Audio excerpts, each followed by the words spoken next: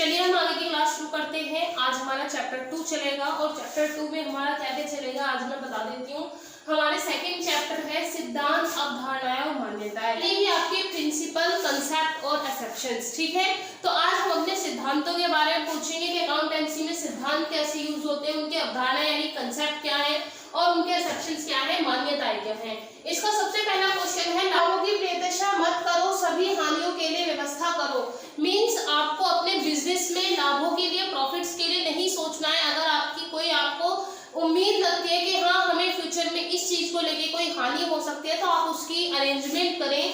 तो ये कैसे सिद्धांत है, ये रूढ़ावादी सिद्धांत है, यानी कि किस तरह के प्रिंसिपल या कंसेप्ट है, ये रूढ़ावादी है। ठीक है, अगर आप अपने लाभों की तरफ ध्यान नहीं दे रहे हैं, प्रॉफिट्स की तरफ फोकस नहीं कर रहे हैं, आप अपनी हानियों की तरफ देख रहे हैं, तो ये किस तरह का सिद्धांत है, ये रूढ़ावादी सिद्धांत है।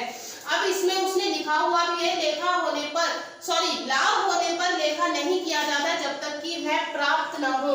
अगर आपका लाभ है, प्रॉफिट हो चुका है आपको किसी भी सामान को बेचकर या किसी व्यापार में किसी भी तरह का अगर 0.5 प्रॉफिट भी हुआ है तो आप उसे जब तक लेखा नहीं करेंगे, उसे जब तक आप रिटर्न डाउन नहीं करेंगे, जब तक वो कैश या आपके हाथ में नहीं आ जाता है। लेकिन हानि के लिए ऐसा नहीं है। अगर हानि में आपको 0.7 अगर डाउट भी है कि आपको इस मशीनरी में कोई हानि हो सकती है या आपको किसी व्यक्ति से हानि हो सकती है तो आप उसे तुरंत उसके लिए अरेंजमेंट करेंगे। यही एक बेहतर बिजनेसमैन की प्लानिंग होती है, यही एक बेहतर बिजनेसमैन होता है कि आप अपने प्रॉफिट में से अपने पहले हानियों को फंडिंग करेंगे, आप अपने प्रॉफिट में से आप अपनी लॉस के लिए फंडिंग करेंगे कि अगर फ्यूचर में हमें कोई हानि होने वाली, अगर हमें फ्यूचर में कोई लॉस होगा तो हम अपने प्रॉफिट जिससे जो हमने रिजर्व किया था, फंडिंग की थी, आप उससे उसे कवर्ड कर सके।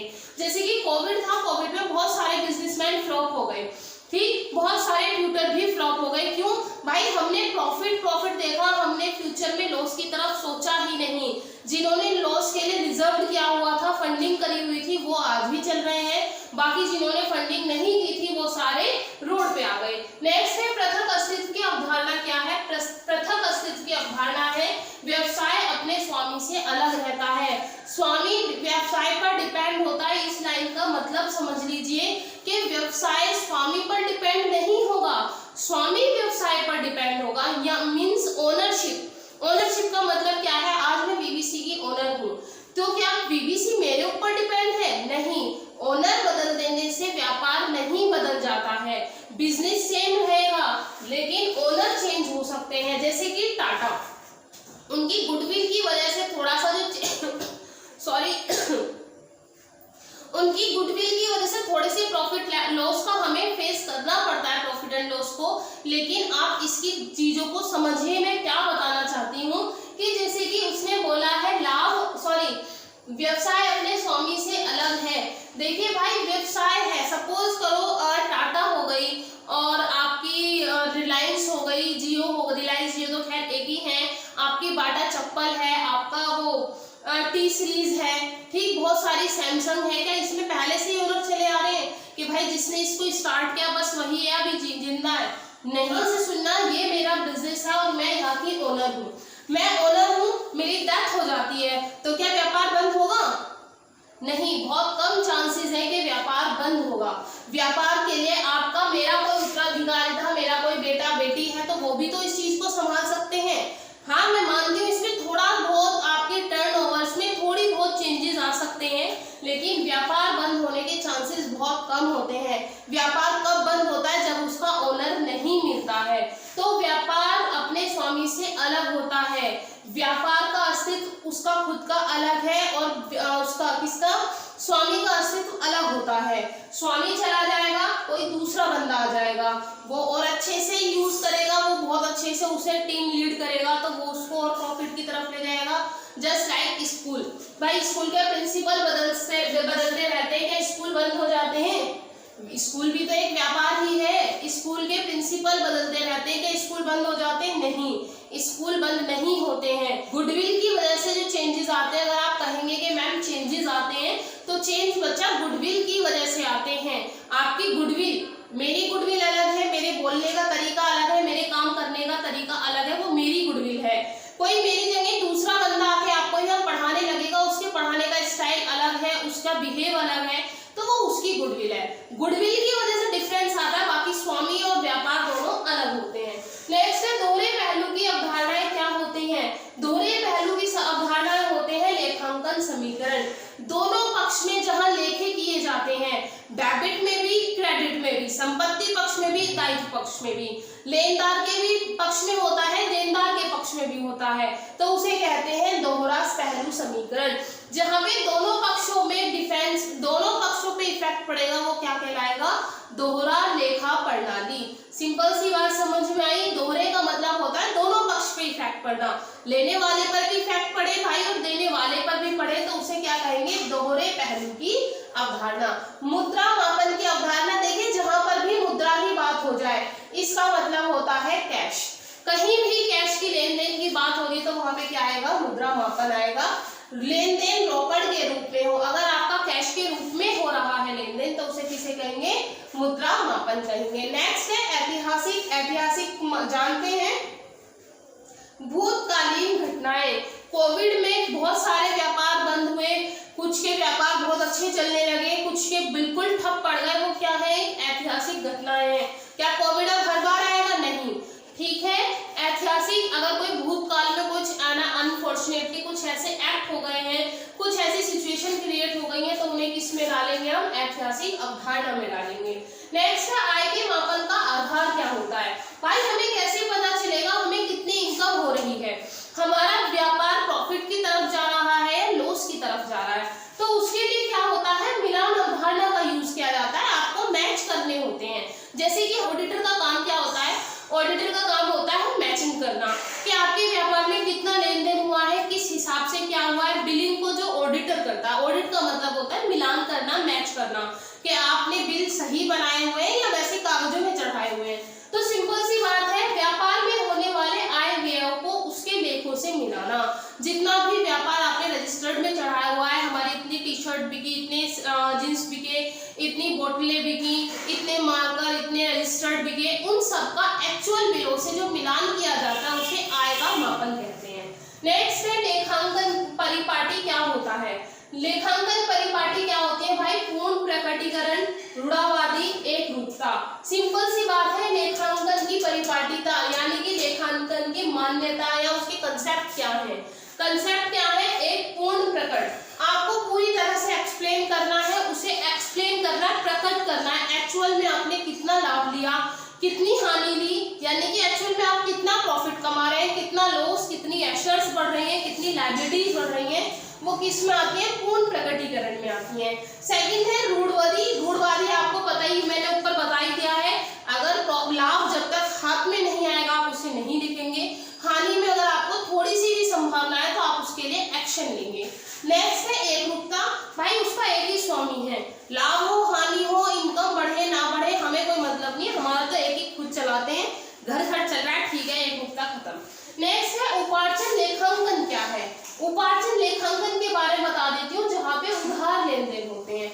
आपसे क्वेश्चन, ये मैंने सारे क्वेश्चन से लिखे हुए हैं जो प्रीवियस एग्जाम्स में आए हैं, तो आप इन्हें ध्यान से पढ़ लें। उपार्जन लेखांकन क्या होता है। उपार्जन लेखांकन जो उधार लेन देन किए जाते हैं, जिनमें आपकी उधारी चलती है, कैश का काम नहीं होता है, तो वहां पे क्या आएगा, उपार्जन लेखांकन आएगा। मे भी आपको बहुत अच्छे से समझ में आया होगा। नेक्स्ट उसके बाद है खाते कितने होते हैं।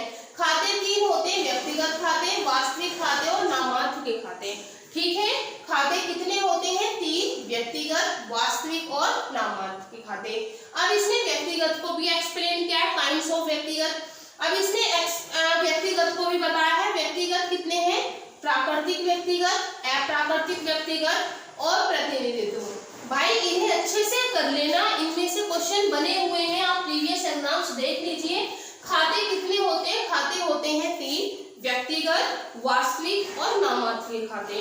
व्यक्तिगत खाते भी कितने होते हैं, 3। कौन कौन से होते हैं, देखिए, प्राकृतिक, अप्राकृतिक और प्रतिनिधित्व। प्राकृतिक खाते क्या होते हैं, जो नेम होते हैं, नेचुरली इंसान के ऊपर जो बने हुए हैं, राम का खाता, श्याम का खाता, मेरा, शीतल का खाता, राहुल का खाता, ये सारे क्या होते हैं, व्यक्तिगत खाते होते हैं। अप्राकृतिक खाते क्या होते हैं, अप्राकृतिक खाते जिन्हें हम पर्सन मान लेते हैं। टाटा कोई व्यक्ति है, नहीं, लेकिन टाटा का खुद का एक नाम है। रिलायंस कोई व्यक्ति है, नहीं, लेकिन रिलायंस जिसको हमने खुद व्यक्ति माना हुआ है। और आपका क्या है, बहुत सारे नेम है। ओप्पो, ओप्पो भी क्या है, एक नाम है। तो सिंपल सी बात है, जिन्हें हम व्यक्ति मान लेते हैं अप्राकृतिक होंगे, सिर्फ उनके नाम की वैल्यू है, इंसान की वैल्यू नहीं है, वहाँ नाम की वैल्यू है, तो उसे क्या कहेंगे, अप्राकृतिक व्यक्तिगत कहेंगे। प्रतिनिधित्व होते हैं जो मानी गई संपत्ति है, भाई हमने इसे मेहनत करके कर तो लिया लेकिन अभी हमें प्राप्त नहीं हुई है। जैसे कि मैंने आपको पढ़ाया, आपने मुझे भी फीस नहीं दी है, 3 महीने 4 महीने हो गए फीस नहीं दी, मैंने कमा तो ली लेकिन मिली तो नहीं, मिलेगी तो वो मेरी संपत्ति में कन्वर्ट हो जाएगी, तो वो किस में आएगी, प्रतिनिधित्व में आएगी। पूर्वदत्त अदत्त, पूर्वदत्त व्यय अदत्त इनकम, ये जो मानी गई संपत्ति होती है वो किस में आएंगी, प्रतिनिधित्व में आएंगी। मे भी आपको समझ में आए होंगे। नेक्स्ट है वास्तविक खाते कौन से होते हैं। वास्तविक खाते होते हैं मूर्त व्यक्ति, मूर्त वास्तविक वास्तविक खाते कौन से होते हैं, मूर्त वास्तविक खाते और अमूर्त, यानी कि ट्रांजेबल एंड इनट्रांजेबल। ट्रांजेबल मूर्त संपत्ति कौन सी होती है, भवन मशीन, जिन्हें हम छू सकते हैं। मूर्त यानी कि ट्रांजेबल फिक्स्ड एसेट्स, जिन्हें हम छू सकते हैं। मैं इस बोर्ड को छू सकती हूँ, ये मूर्त संपत्ति है। मैं इन बेंचों को छू सकती हूँ, आपके फोन कैमरे को छू सकती हूँ, बुक्स को छू सकती हूँ। सिंपल सी बात है, जो एसेट्स में आते हैं और जिन्हें हम छू सकते हैं, जिनकी खुद की एक वैल्यू होती है, उसे मूर्त संपत्ति में कहेंगे। अमूर्त जिन्हें हम छू नहीं सकते, आहरण नहीं आएगा इसमें। अमूर्त संपत्ति यानी कि जिन्हें हम छू नहीं सकते हैं। ख्याति गुडविल हमारी संपत्ति है लेकिन हम इसे छू नहीं सकते हैं। ट्रेडमार्क, ट्रेडमार्क को हम छू नहीं सकते हैं।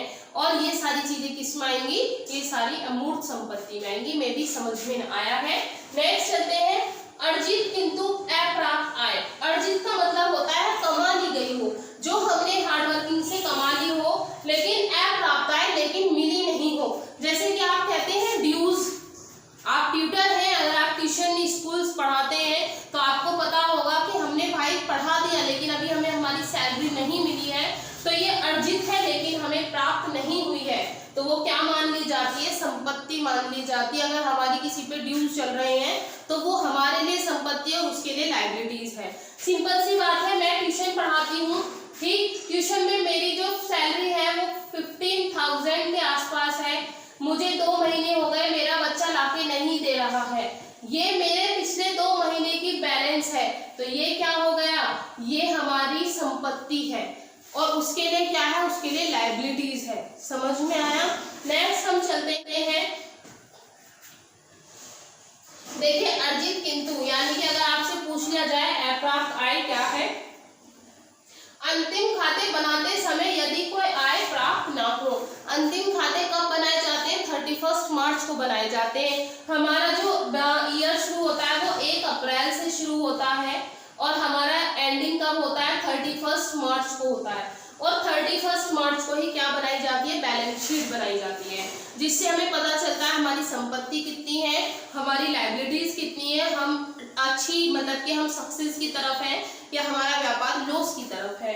तो सिंपल सी बात है, अंतिम खाते यानी कि बैलेंस शीट बनाते समय अगर हमें कोई आय प्राप्त नहीं हुई है तो वो किसमें चली जाएगी, वो अप्राप्त आय में ट्रांसफर हो जाएगी।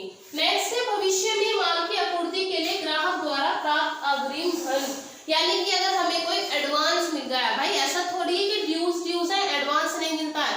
बहुत सारे बच्चों से हमें एडवांस भी मिलता है कि मैम हम तो 1 शॉट 1 इंस्टॉलमेंट में पे करेंगे, आप बताइए, तो वो बच्चे हमें 1 शॉट 1 इंस्टॉलमेंट में पे कर देते हैं, एक बार में फीस 1 टाइम फीस पे करते हैं, तो वो हमारे लिए क्या हो जाएगी, चालू दायित्व होगा। भाई जब तक उसका मंथ कंप्लीट नहीं होगा, उसका टाइम पीरियड कंप्लीट नहीं होगा, वो हमारे लिए क्या रहेगा, चालू दायित्व रहेगा। एग्जाम्पल मैं आपको दे देती हूँ, सपोज करिए एक बच्चा है, ये देखिए मैंने यहाँ पे लिखा, यहाँ पे एक बच्चा है राम, ठीक है, इस राम ने मुझे 15,000 रुपीज पे कर दिए। कितने, 15,000 रुपीज पे कर दिए। कितने दिन के लिए करे हैं, इसने मुझे ये 6 मंथ के लिए पे करे हैं। अब मुझे ये पे कब हो गए, सितंबर में पे हो गए। अब आगे के 6 मंथ के लिए ये क्या बन गया है, मेरे लिए चालू दायित्व, यानी कि ये मेरी करंट लायबिलिटी हो गया है। जब तक इसके 6 मंथ मंथ कंप्लीट नहीं हो जाते, ये मेरे लिए क्या बनी रहेगी, लाइबिलिटीज बनी रहेगी। एज इट इज ये 6 मंथ के लिए मेरे लिए क्या है, करंट लाइबिलिटीज है। सिंपल है। आपके चालू दायित्व क्या होते हैं, आपकी करंट लाइबिलिटीज क्या है, मैं पहले उनके बारे में बता देती हूँ। करंट लाइबिलिटीज लेनदार, करंट लाइबिलिटीज क्या होती है, लेनदार, देय विपत्र, कर, अदत्तव्यय, बैंक अधिकर्ष और प्रस्तावित लाभांश। सिंपल सी बात है, आपके दायित्व क्या होंगे या करंट दायित्व क्या होंगे, जिसमें भी आपके लेनदार खड़े हैं, यानी कि जिसमें भी आपको कैश देना है, वो सारे क्या होंगे, करंट दायित्व होंगे। सिंपल सी बात समझ में आ गई। जैसे कि लेनदार, भाई लेने वाला हमारे लिए क्या है, एक दायित्व है। बीपी, देय विपत्र, आपके देय विपत्र है, वे भी आपको पैसा देने हैं, तो वहां पे भी वे। कर, टैक्स में भी पैसा जाएगा, आउटस्टैंडिंग इसमें भी पैसा जाएगा, बैंक ओवरड्राफ्ट में भी जाएगा, और आपके प्रोविजन फंड में भी क्या जाएगा, पैसा जाएगा। तो सिंपल सी बात है, जहां पर भी आपका पैसा जाए वो सारे क्या होंगे, दायित्व होंगे। नेक्स्ट है संपत्ति, क्या होती है, जहां से भी पैसा आएगा। देखिए अगर पैसा हमारे पास से जा रहा है, फ्यूचर में जाएगा, तो वो सारे दायित्व। जहां से हमारा पैसा आएगा, हमें रिसीव्ड होगा, वो सारी हमारी एसेट। सिंपल सी बात समझ में आई। नेक्स्ट उसके बाद आ जाता है लेखांकन विवरण में संयोगिक दायित्व का संबंध में नोट्स जोड़ना। सिंपल सी बात है, जब हम किसी के संबंध में, किसी के दायित्व में नोट्स जोड़ेंगे तो वो क्या आएगा, प्रकटीकरण आएगा। प्रकट करना किसी भी चीज को, नोट्स का मतलब होता है किसी को एक्सप्लेन करना, किसी को प्रकट करना कि भाई ये वास्तविक है या फेक है, वो सारा किसमें आएगा, प्रकटीकरण में आएगा। सिंपल सी बात है, अगर आपके क्वेश्चन में आ जाए दायित्व में संयोजक नोट्स, तो वो कहाँ आएंगे, प्रकटीकरण में आएंगे। सिंपल है। नेक्स्ट है चालू व्यवसाय की अवधारणा, स्थायी संपत्ति का प्रयोग करने से होने वाला ह्रास। चालू व्यवसाय की अवधारणा क्या है, चालू व्यवसाय की अवधारणा, भाई अगर आप किसी संपत्ति का यूज करके उसमें कोई उसके मूल्य में कोई कमी आ रही है, तो वो क्या आएगी, संपत्ति के प्रयोग होने से होने वाला ह्रास क्या कहलाएगा, चालू व्यवसाय की अवधारणा। भाई हमारी मशीनरी है, हम मशीन का यूज कर रहे हैं, तो उसमें भी क्या आएगी, उसके मूल्य में कमी आएगी। कार है, कार को हम रोड पे चला रहे हैं, उसमें भी कमी आएगी। बिल्डिंग है, आप अगर लैंड की बात करें, जमीन की बात करें, उसका मूल्य बढ़ेगा। लेकिन भाई भवन है, मैं अपने कोचिंग सेंटर का यूज कर रही हूँ, तो क्या इसमें इसकी मूल्य में कमी नहीं आएगी। मैंने जब भी अपना कोचिंग सेंटर शुरू किया, तो इसमें मैंने 5 लाख रुपए लगाए। भाई अब इसमें इसकी 5 लाख की ही वैल्यू रह गई है, नहीं, इसके फर्नीचर में भी टूट फूट हुई होगी, इसके पेंट में भी टूट फूट हुई होगी, आपकी जो यहाँ पे मशीनरीज लगी हुई है उनमें भी टूट फूट हुई होगी। तो जो भी वैल्यू में कमी आई है A to Z, वो सारी क्या कहलाएगी, चालू व्यवसाय की अवधारणा कहलाएगी।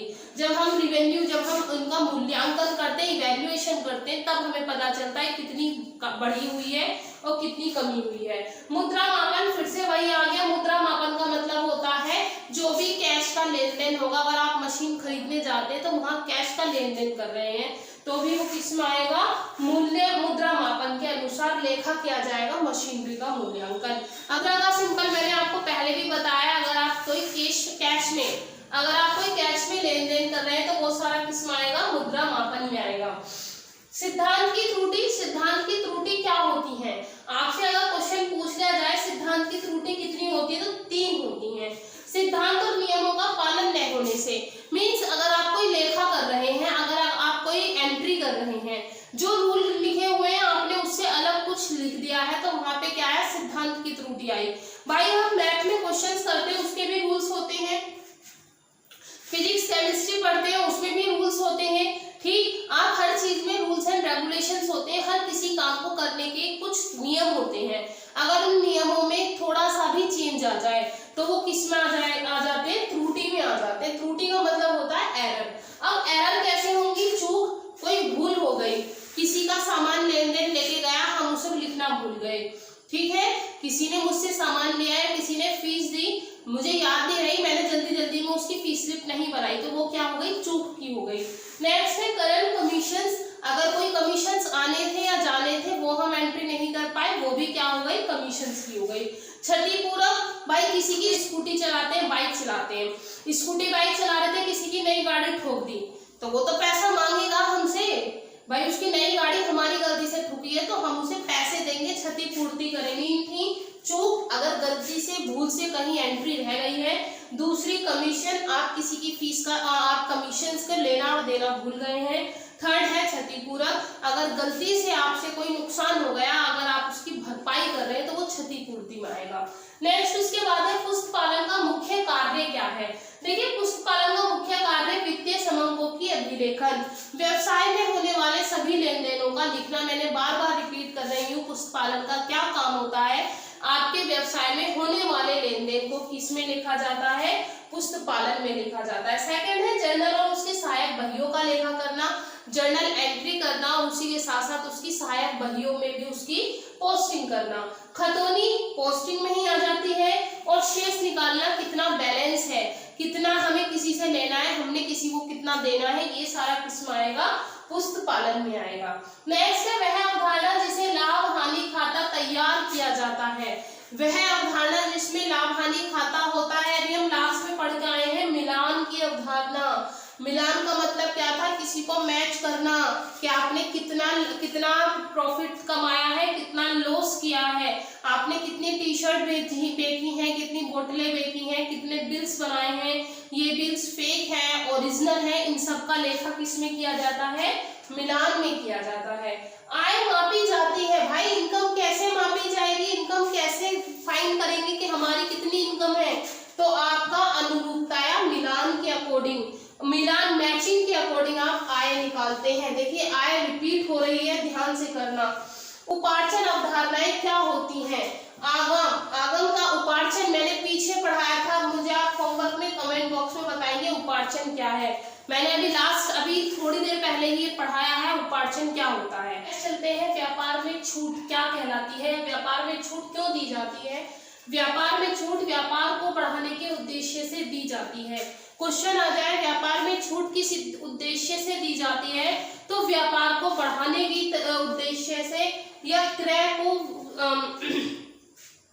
क्वेश्चन आ जाए व्यापार में छूट क्यों दी जाती है, तो व्यापार को बढ़ाने के उद्देश्य से, व्यापार का उत्पादन बड़ी तेजी से बढ़े, व्यापार में क्रय की शक्ति बड़ी तेजी से बढ़े, इसके उद्देश्य से व्यापार में छूट दी जाती है। नेक्स्ट है स्थायी संपत्ति को क्रय करने के लिए लिया गया ऋण।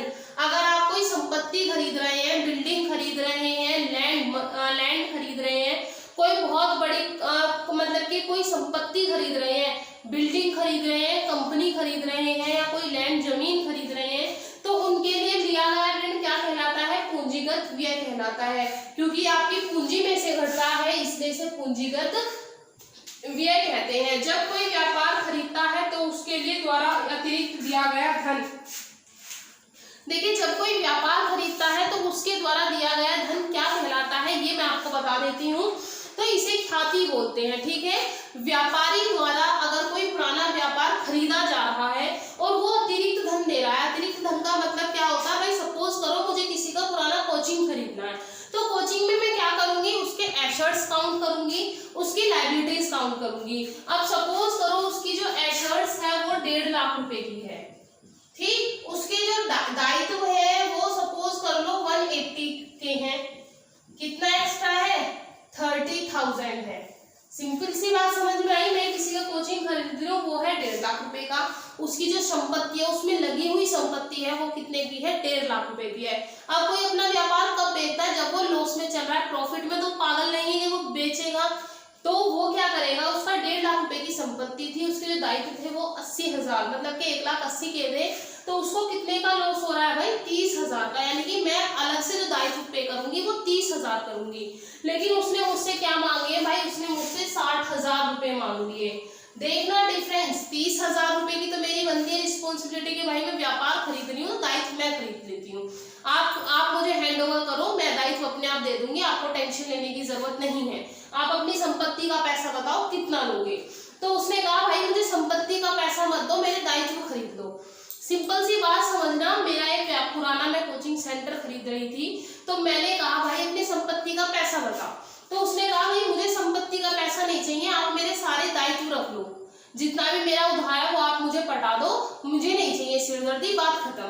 तो मैंने कहा ठीक है भाई काउंट करो कितना है, तो 1.5 लाख की उसकी संपत्ति थी, 1,80,000 80,000 रुपये उसके दायित्व थे, तो मैं उसे एक्स्ट्रा क्या पे कर रही हूँ, तो जो मैं उसके एक्स्ट्रा पेमेंट दूंगी या 30,000 दूंगी या वो मुझसे 60,000 रुपये मांग रहा है, तो वो उसकी गुडविल मांग रहा है कि भाई मैंने इतना नाम कमाया है, इतना फेम कमाया है, मुझे उसकी भी तो पेमेंट दो। मैं आपको एक जमा जमाया व्यापार दे रहा हूँ, नाम दे रहा हूँ, फेम दे रहा हूँ। तो सिंपल सी बात है, जो हम एक्स्ट्रा पेमेंट करेंगे 30,000 रुपये की, या वो खुद से जो 60,000 रुपये मांग रहा है, वो सारी क्या कहलाएगी, ख्याति कहलाएगी, गुडविल कहलाएगी। सिंपल सी बात आपको समझ में आई। अब नेक्स्ट चलते हैं, देखिए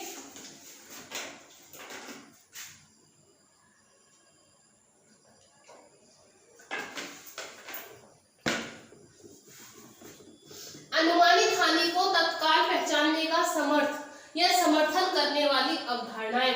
तत्कालीन पहचानना, भाई आपकी अनुमानित हानि यानी कि अगर कोई हानि होने वाली है उसको आप तुरंत पहचान रहे हैं और उसमें कोई समर्थन दे रहा है, तो वो क्या कहलाता है, विवेक। अब विवेक कोई ऐसा नहीं है, विवेक का मतलब होता है किसी की मेंटलिटी स्ट्रोंग है कि भाई हमें पता है कि हाँ हमारी यहाँ से हानि होने वाली है या हमें यहाँ नुकसान हो रहा है, तो उसे विवेक की अवधारणा कहते हैं। सिंपल सी बात समझ में आई।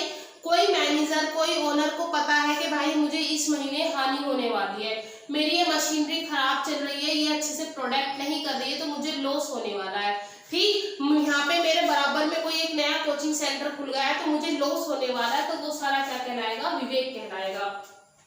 उत्तरदायित्व लेखांकन का उद्देश्य, उत्तरदायित्व लेखांकन का उद्देश्य क्या होता है, यह सुनिश्चित करना कि लागत विशिष्ट प्रबंधक की जिम्मेवारी है।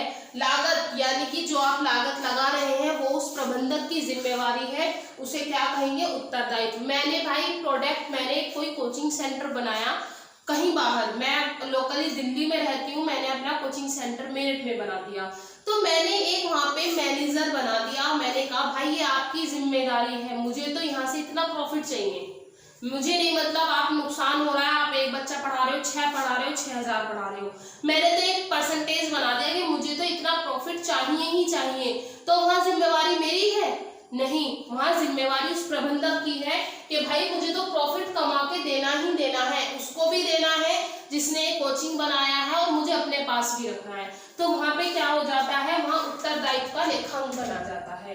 नेक्स्ट है दिखावे पर प्रतिबंध, प्रकटीकरण। दिखावे का प्रतिबंध क्या होता है, दिखावा नहीं करना है, मुझे शो ऑफ नहीं चाहिए, मुझे तो आपका प्रूफ चाहिए कि आपने कितना बेचा और कितना सेल किया।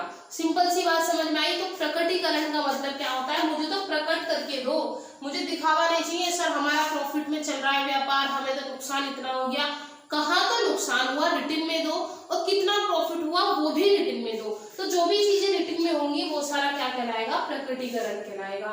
मालिक की क्षमता, मालिक की क्षमता क्या होती है, कुल संपत्ति माइनस कुल बाहरी दायित्व।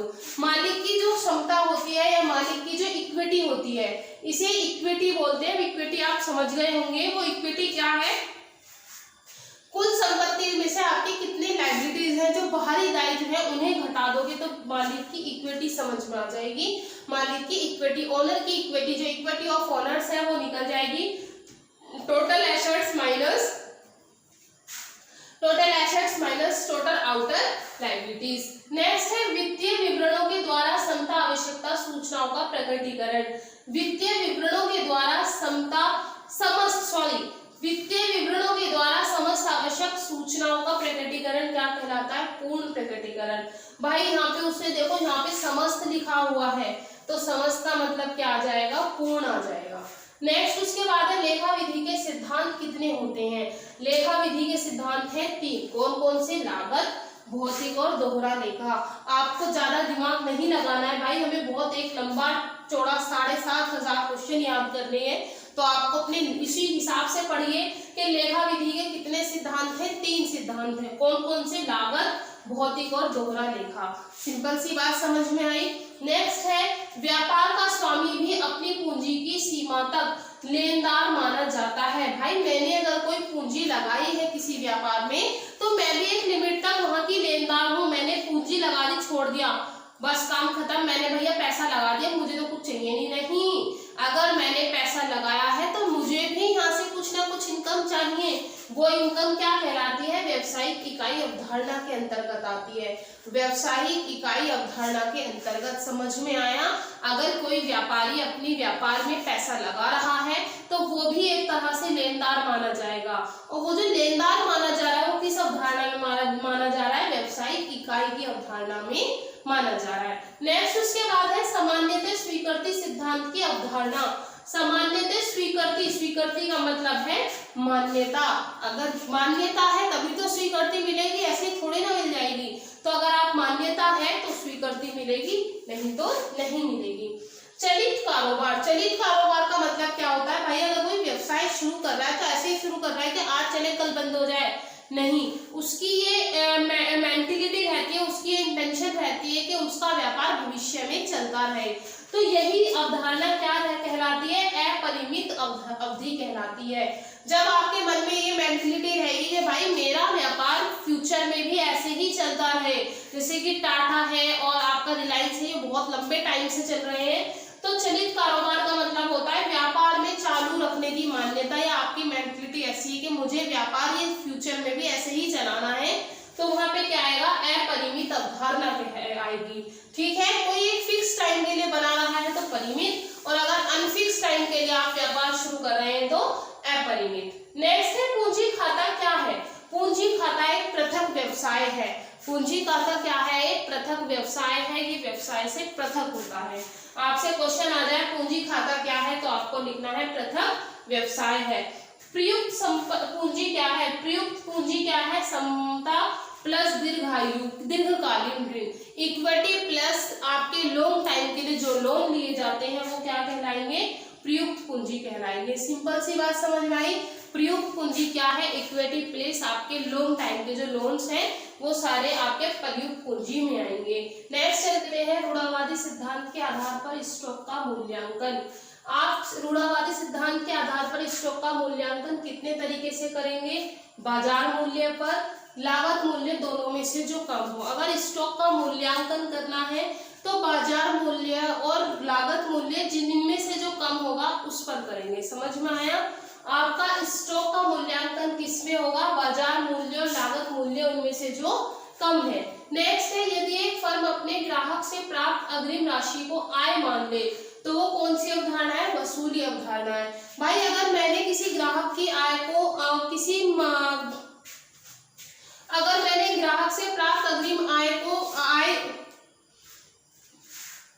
एक फर्म अपने ग्राहक से प्राप्त अग्रिम राशि को आय मान ले तो वो क्या कहलाती है, वसूली की अवधारणा। मैंने अगर आय मान लिया है तो मेरा काम है उसे वसूल करना, कि भाई अब तो मुझे चाहिए ही चाहिए, मुझे उससे मतलब नहीं है। तो अगर आप वसूली को, अगर आप ग्राहक की प्राप्त अग्रिम आय को मान लेते हैं तो उसके लिए वसूली अवधारणा का यूज करेंगे। लेखांकन समीकरण है द्विपक्षीय अवधारणा। समीकरण का मतलब होता है दो जगह लिखना, तो सिंपल सी बात समझ में आई। समीकरण का मतलब है द्विपक्षीय, दो जगह लिखना। लेखांकन नियम सिद्धांत अवधारणा एक समान हो, वह समय समय पर ना बदलती हो। भाई जब आपके लेखांकन के रूल्स एक जैसे हो, वो टाइम टाइम पर चेंज ना होते हो, तो वो क्या कह लेते हैं, सुसंगति कहते हैं। समझ में आया। अगर आपके रूल एक जैसे ही चल रहे हैं, वो बदल नहीं रहे हैं, तो वो सुसंगत कहलाएंगे, संगति कहलाएंगे। समझ में आया। क्या कहलाएंगे, सुसंगति कहलाएंगे, अगर वो टाइम टाइम पर चेंज नहीं हो रहे हैं। लेखांकन का सत्व अवधारणा क्या है, स्वतत्व। लेखांकन की स्वतत्व अवधारणा क्या है, तो जॉइंट स्टॉक कंपनी है। क्या है, जॉइंट स्टॉक कंपनी है। नेक्स्ट है जिसमें रहत्य की मात्रा व मूल्य की लागत सूचना प्राप्त होती हो, यानी कि आपकी लगातार प्राप्त होती हो। रहत्य की मात्रा और मूल्य कितना बच रहा है और उसकी मूल्य क्या है, अगर वो लगातार प्राप्त हो रहा है तो वो है सतत रहत्य की अवधारणा। क्या है, सतत रहत्य, जिससे आपके स्टॉक के बारे में पता चले कि स्टॉक का मूल्य क्या है, उसकी मात्रा क्या है, तो उसे क्या कहेंगे, सतत कहेंगे। नेक्स्ट है लेखांकन की वसूली सिद्धांत कितने हैं, तो किस किस पे लागू होते हैं। वसूली किस किस पर लागू होगी, तो रेलवे पे होगी, सेवा पे होगी, विनिर्माण पे होगी और खदान पे होगी। ठीक है, आपकी चार चीजों पे वसूली सिद्धांत लागू होता है। रेलवे पर, सेवा यानी कि सर्विसेज पर, विनिर्माण उद्योगों पर, कंस्ट्रक्टेड कंपनियों पर और खदानों पर। नेक्स्ट है लेखांकन की तुलना परंपरा। लेखांकन की तुलना परंपरा एक ही समय अवधि के व्यय की उसी अवधि का आगमन में तुलना। भाई आपकी क्या है,